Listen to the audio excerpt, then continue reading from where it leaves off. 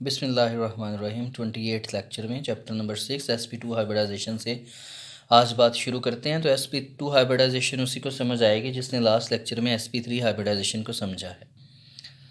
sp2 hybridisation की कुछ बुनियादी जो कंपोनेंट्स हैं जो आपने समझने हैं कि जिनकी ज्योमेट्री आम तौर पर कैजुअली जिनकी ज्योमेट्री ट्राइगोनल हो या 120 डिग्री जिन एटम्स के दरमियान अवेलेबल हो। Trigonal geometry is a geometry in which the one atom is present at the centre and 3 other atoms surround the central atom. Trigonal geometry ऐसी होती है कि जिसमें एक एटम दरमियान में है, अगर ए दरमियान में है तो एक इधर बी, एक इधर बी, एक इधर बी, तो एंगल जो है ये 120 डिग्री। तो ऐसी ज्योमेट्री को हम ट्राइगोनल ज्योमेट्री के नाम से जानते हैं। तो वो कंपाउंड जिनमें ये आपको ट्रिक्स बता रहा हूँ कि वो ज्योमेट्री जिसमें 120 डिग्री या ट्राइगोनल ज्योमेट्री अवेलेबल हो, वो तमाम molecules casually sp2 hybridisation show करते हैं। इनकी कुछ एग्जांपल्स में BF3 है, BS3 है। एक और बात, अगर हमारे पास कार्बन के कंपाउंड्स आएँ जिनको हम ऑर्गेनिक कंपाउंड्स कहते हैं, ऑर्गेनिक कंपाउंड की 3 क्लासेस जिनको हाइड्रोकार्बन्स में अल्केन, अल्कीन और अल्काइन के नाम से जानते हैं। उससे रिलेटेड आपको एक बात बता दूं कि जो अल्केन्स हैं उनमें sp3 हाइब्रिडाइजेशन, जितने भी अल्केन्स हैं हमारे पास, जितने भी अल्केन्स हैं उनके पास sp3 हाइब्रिडाइजेशन। अब आपको पता होना चाहिए अल्केन कह रहा हूँ, जितने भी अल्कीन्स हैं डबल बॉन्ड वाले उनके पास sp2 हाइब्रिडाइजेशन, और जो अल्काइंस हैं उनके पास sp हाइब्रिडाइजेशन। ये भी आपने जहन में रखना है। लास्ट जो मीथेन था जिसमें कार्बन टू कार्बन भी सिंगल बॉन्ड और कार्बन टू हाइड्रोजन, ये तमाम जिसमें सिंगल बॉन्ड हो इट इज़ अल्केन। जिसमें कम से कम एक डबल बॉन्ड हो कार्बन टू कार्बन, अल्कीन। जिसमें कार्बन टू कार्बन कम से कम एक ट्रिपल बॉन्ड हो it is said to be alkyne.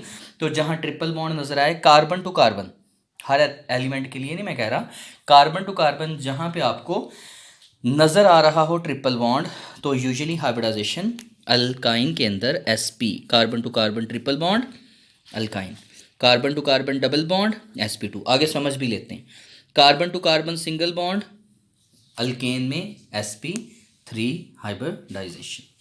अच्छा चलिए, ये बुनियादी पॉइंट थे। ऑर्गेनिक कंपाउंड में हाइड्रोकार्बन्स में इथीन इसकी एग्जांपल में आता है। इथीन अल्कीन फैमिली का पहला मेंबर है, या वो कंपाउंड या जो वो मॉलिक्यूल जिसमें 120 डिग्री वाली ज्योमेट्री या ट्राइगोनल ज्योमेट्री अवेलेबल हो, वो भी हमें sp2 hybridisation. What is the sp2? नाम से जाहिर है, the process of mixing of 1 of s and 2 of p atomic orbitals to give rise to the set of hybridized atomic orbitals which are 3 in number having the same geometry, same shape, same valency, same tendency to form the bonds with other atoms of elements। चलिए सीखते हैं इसे। Example लेते हैं जी, BF3 के साथ शुरू करते हैं। बोरॉन ट्राइफ्लोराइड की पहले ज्योमेट्री आपको हमने कभी वेस्पर थ्योरी में पढ़ी थी।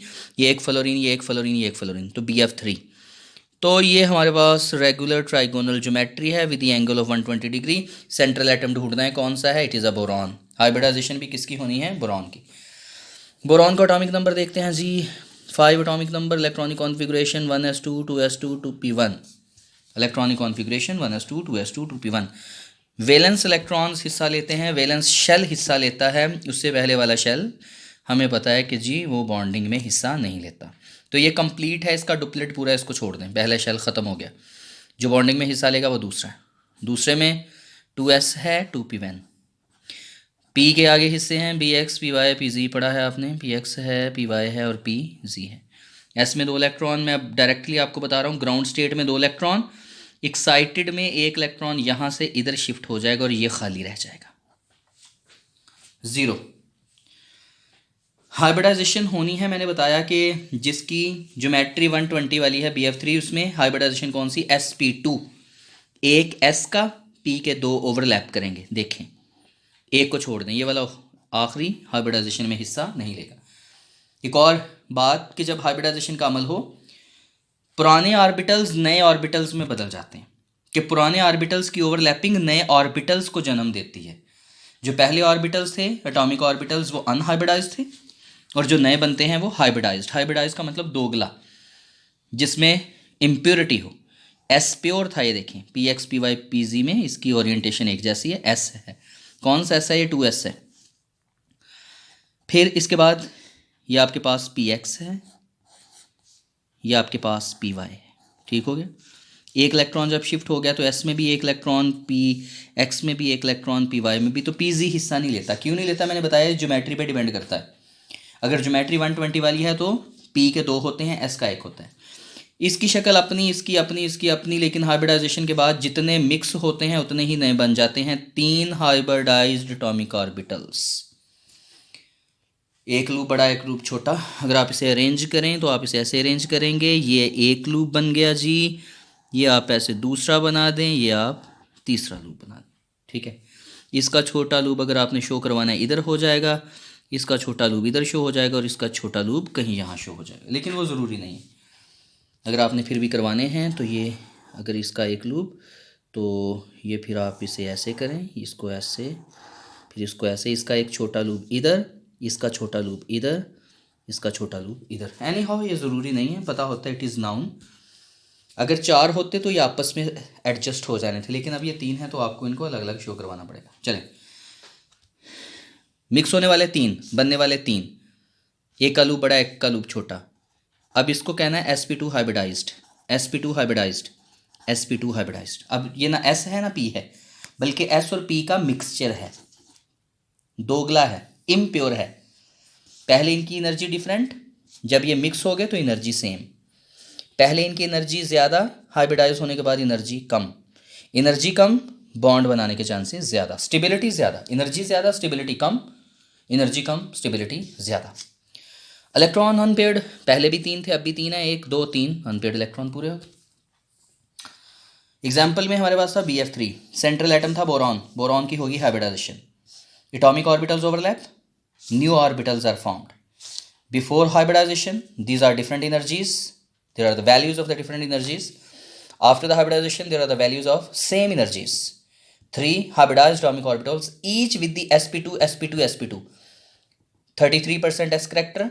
अगर 100% ये मैं सारा ले लूँ तो इसमें 33 ये बनता है, 66 ये बनता है। तो sp2 में s करेक्टर कितना है? 33, तकरीबन 33%। तो p करेक्टर कितना है? 66%। रेशो देख लेना टोटल, अगर आप ये देखें तो ये 100, अगर आप इसको टोटल काउंट करें तो ये 33 हो जाएगा, और p के 2 हैं तो ये 66% हो जाएगा। अब इसमें दोनों करेक्टर हैं, एनर्जी सेम है, तमाम एक जैसे, कोई डिफरेंस नहीं। अब हम आते हैं जिसने आके इसके साथ बॉन्ड बनाना है, वो फ्लोरीन। एटॉमिक नंबर है 9, electronic configuration 1s2 2s2 2p5। Electron paired, ये तो छोड़ दें, ये इलेक्ट्रॉन, ये 2 1 2 3 4 5। अनपेयर्ड इलेक्ट्रॉन किस में है? 2pz में। अनपेयर्ड इलेक्ट्रॉन किस में है जी? 2pz में। देखें ना, p में 5 हैं, कैसे फिल करोगे? 1 2 3, फिर ये 4, फिर ये 5। अनपेयर्ड इलेक्ट्रॉन किस में है? सिर्फ 2pz में। तो इधर भी फ्लोरीन का कौन सा हिस्सा आएगा? कौन सा ऑर्बिटल आके ओवरलैप करेगा? 2pz। ये देखिए इधर भी क्या आ जाएगा? 2pz। अब ये हाइड्रोजन नहीं है, हाइड्रोजन होता तो उसे मैं स्फेरिकली सिमेट्रिकल लिख देता, लेकिन ये हाइड्रोजन नहीं है, ये फ्लोरीन है। इलेक्ट्रॉन पेयर हो गए, इलेक्ट्रॉन पेयर हो गए, इलेक्ट्रॉन पेयर हो गए। अब ये कौन सी है? psp2 psp2 psp2। जब कोई एटम हाइब्रिडाइज हो जाए तो ये बात याद रखनी है, उसके बाद उसकी हमेशा जो बॉन्ड बनते हैं वो सिग्मा है। ये हेड ऑन है, आमने सामने, बिल्कुल सीधा। अगर साइडवेज होता तो आपको याद होना चाहिए कौन सा बॉन्ड बनता है, पाई। लेकिन ये साइडवेज नहीं है, ये बिल्कुल हेड ऑन है, sigma bond, sigma bond, sigma bond. तो sp2 हाइब्रिडाइजेशन में सिग्मा बॉन्ड कितने हुए जी? 3 सिग्मा बॉन्ड।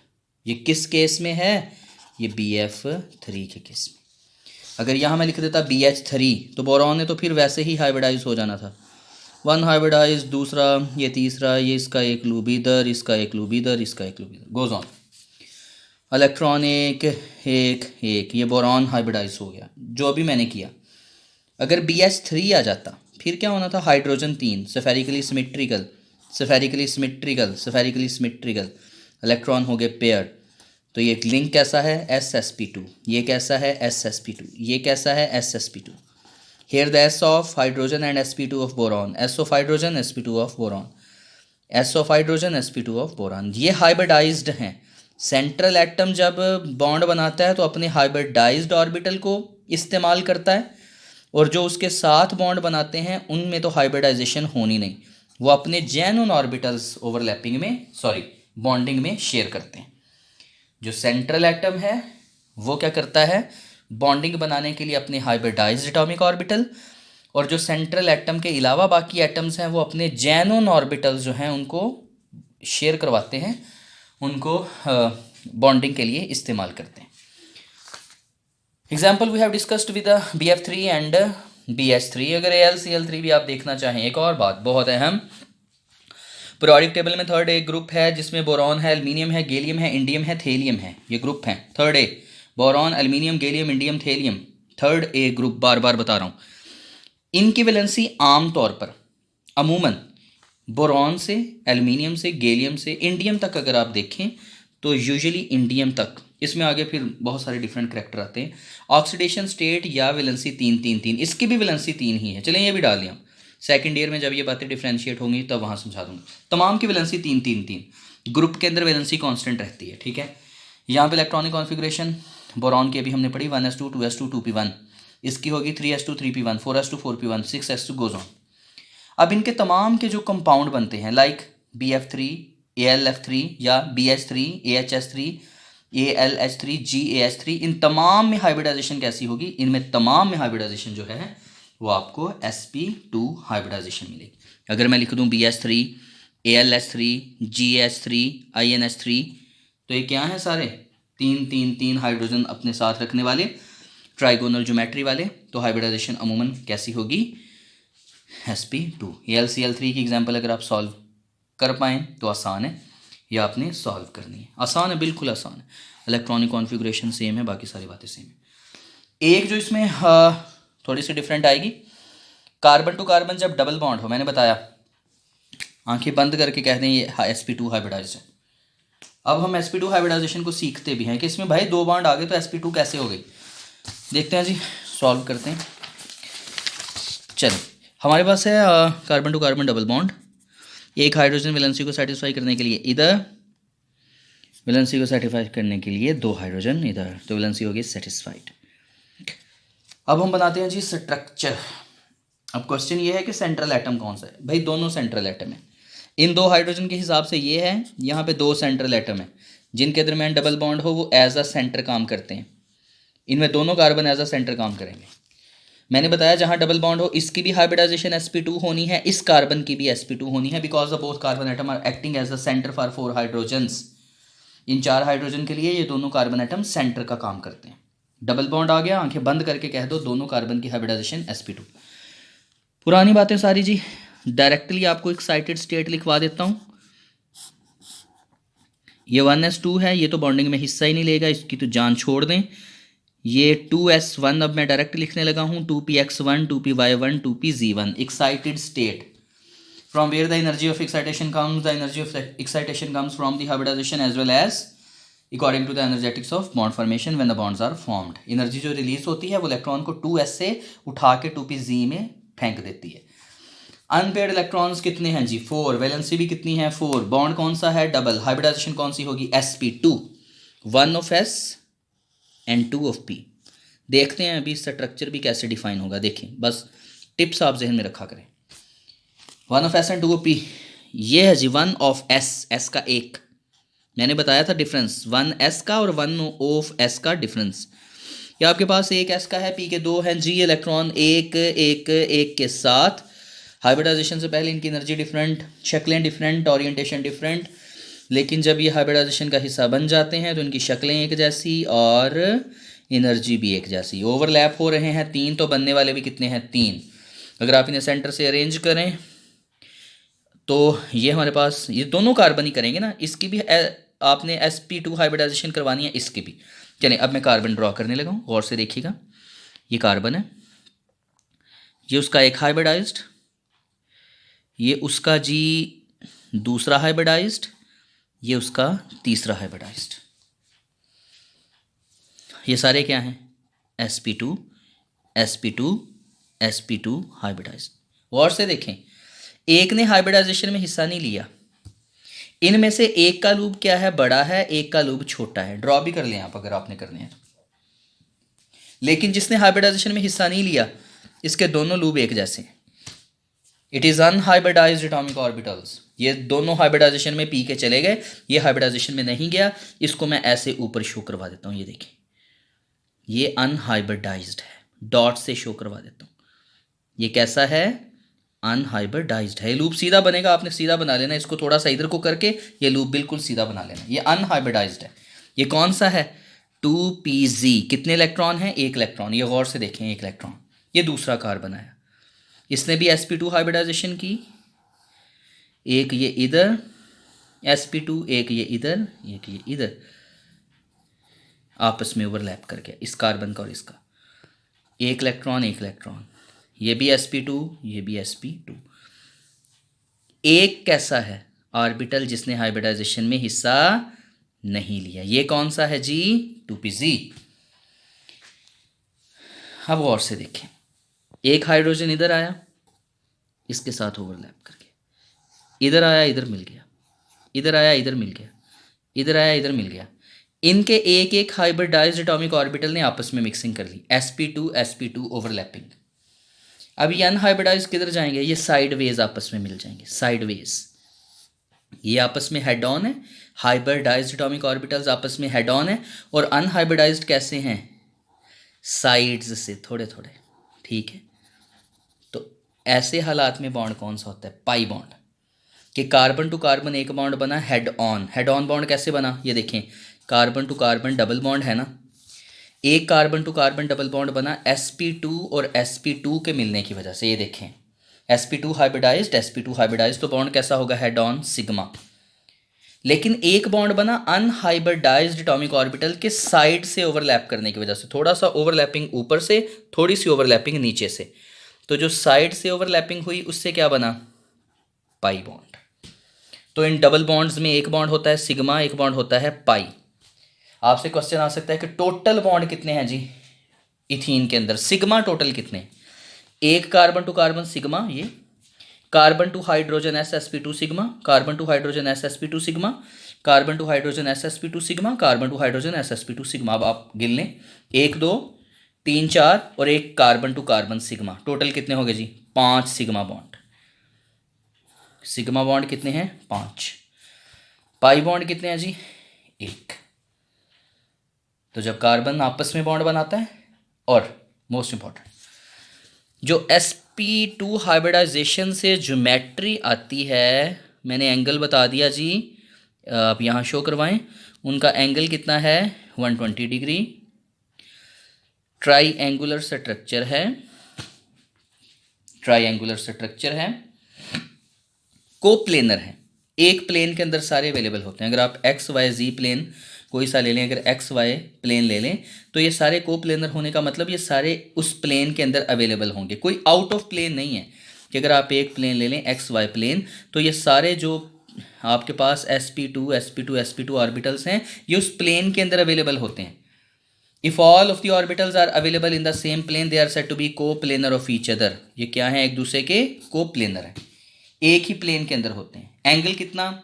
120। शक्लें कैसी हैं इनकी? जो मॉलिक्यूल है उसकी ज्योमेट्री कैसी होगी? ट्राईएंगुलर, ट्राइगोनल नहीं, ये ट्राईएंगुलर है, ठीक है। ट्राइगोनल तो है ही, लेकिन एंगल कितना है? 120। तो ये ट्राईगोनल होने के साथ साथ ट्राईएंगुलर भी है। लेकिन अगर एंगल 120 से कम हो जाए, कोई लॉन पेयर आ गया, उसकी वजह से अब ये ट्राईगोनल तो रहेगी लेकिन ट्राईएंगुलर नहीं रहेगी, ठीक है। ट्राईएंगुलर में आपने याद रखना है कि एंगल कैसा होना चाहिए? 120 डिग्री का होना चाहिए। और इथीन के मॉलिक्यूल में आपने याद रखना है कि जब carbon to carbon double bond होगा तो हाइब्रिडाइजेशन sp2 होगी। sp2 हाइब्रिडाइजेशन में डबल बॉन्ड में से एक सिंगल बॉन्ड जो है sp2 हाइब्रिडाइजेशन का रिजल्ट है, और एक जो है ये अनहाइब्रिडाइज्ड एटॉमिक ऑर्बिटल के ऊपर और नीचे ओवरलैपिंग करने की वजह से, ठीक हो गया। तो ये हमारे पास जो बेसिक था इंट्रोडक्शन और जो बुक वाली एग्जाम्पल है, इसके अलावा बहुत सारी एग्जाम्पल हैं sp2 से रिलेटेड, लेकिन हमने वही स्टडी की जो हमारी बुक में अवेलेबल है। तो इंशाल्लाह sp2 हाइब्रिडाइजेशन में कोई देख लें पॉइंट मिस तो नहीं है। BF3 का स्ट्रक्चर आपको बता दिया, बोरॉन ट्राइफ्लोराइड का स्ट्रक्चर बता दिया, BH3 का स्ट्रक्चर आपको बता दिया, इथीन का स्ट्रक्चर बता दिया, AlCl3 का आप एक बार ड्रॉ कर लें। इंशाल्लाह नेक्स्ट लेक्चर में हम sp हाइब्रिडाइजेशन जो लास्ट रह गई उसको हम डिस्कस करते हैं। अल्लाह हाफिज़।